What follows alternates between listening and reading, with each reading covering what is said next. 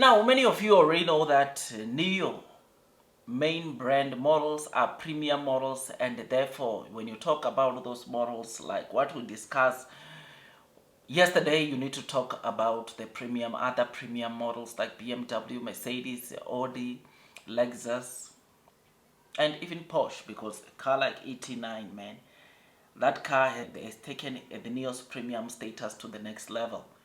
I mean, price wise, you know that that car is quite pricey. It does not come cheap, starting at 710,000 RMB or $107,000. You and me can agree that it is not many people that can really afford that car. But the premium status, the technology breakthroughs onto that car makes it to very much compete in that segment or in that space.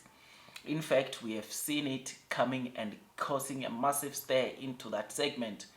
People are having to think again if they should go for Audi A8 or buy the Nio ET9.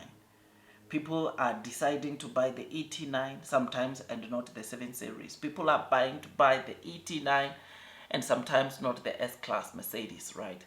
Which is something that we have seen, something that we continue to see. And this is because, look man, the experience that is on that car, it's on the next level. Now, the reason why I'm giving you that background is that we just received the figures for the first half of this year in terms of those ultra high-end cars or ultra high-end models like the ET9. And before I give you these figures, take cognizance of the fact that Nio ET9 only started deliveries end of March, meaning that we started seeing deliveries of the Nio ET9 on the 28th of March 2025. So there was already almost the first 3 months Nio ET9 was not being sold, but this list consists of the models in that segment of the ET9 in terms of the performance. I mean, as seen on the screen, you notice that this is the data or showing the top 20 sales of the larger sedan sales, right, in China. And the top spot, of course, there you will notice that is the Mercedes-Benz S-Class with 5,951 sales. This is in China, right? 5,951 sales, followed by Porsche Panamera with 5,626 cars from January to June. Then from that you've got Maybach S-Class. This is Mercedes-Benz S-Class. Sold 4,879, and yeah, this is from January to June. Then you've got 7 Series at 4,682. Then you've got Audi A8 on the 5th spot, sitting at 3,663. Then our very own Nio.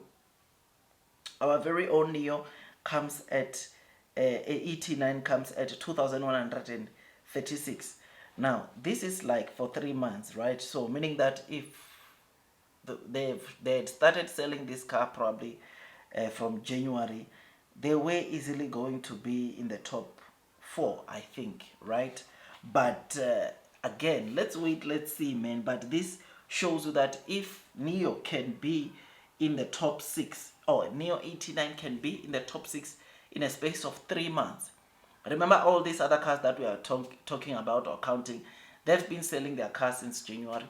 Nio only came end of March, and yet the Nio ET9 is on the top 6, right? This simply means that the performance is quite remarkable, right? It's quite good. And I think before we comment to say that Nio is not doing that well or the ET9 is not selling as expected, we need to have this list and go through this list. You need to check this list first, because sometimes we tend to judge Nio before we really see how the similar cars or similar models are performing in their segment, which on this one I can tell you now, Nio is doing so well. Nio ET9 is doing so well. Now the list continues. You've got BMW i7 546. I mean, you can see that from just the ET9, from just BMW i7, you can see that the numbers are pretty insignificant, right? I mean, you will notice there that i7, like I said, 546. You've got EMEA 544. You've got galloping 300. You've You've got Mercedes-Benz EQS. This is their EV car at 192. You've got Lexus 169. You've got Zonji 800 at 167. You've got looking up U7. It's 167. The lowest is Mercedes-Benz S-Class plug-in hybrid at 78 units. Now, the car that honestly I see coming aggressively or quite aggressively also into this list is the Huawei and Jag Maxetro S800. I think that car has got a potential to sell pretty good units here, and therefore the second half of this year, watch the space. Nio ET9.